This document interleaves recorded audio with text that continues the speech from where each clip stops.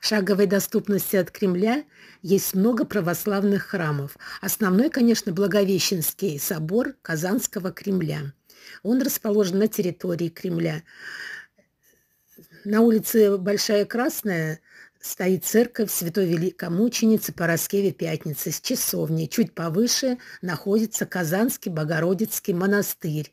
И рядом собор Казанской иконы Божьей Матери на улице Большая Красная, дом 5. Этот собор был недавно построен и освящен. Там проходят службы. Очень красивый Петропавловский собор с богатой историей. Он находится на улице Мусы-Джалиля, дом 21. Также на улице Баумана, дом 5, около Кремля, Никольский кафедральный собор. Завтра Светлая Пасха. Всем желаю напечь куличи, накрасить яйца, хороших дел и добрых мыслей.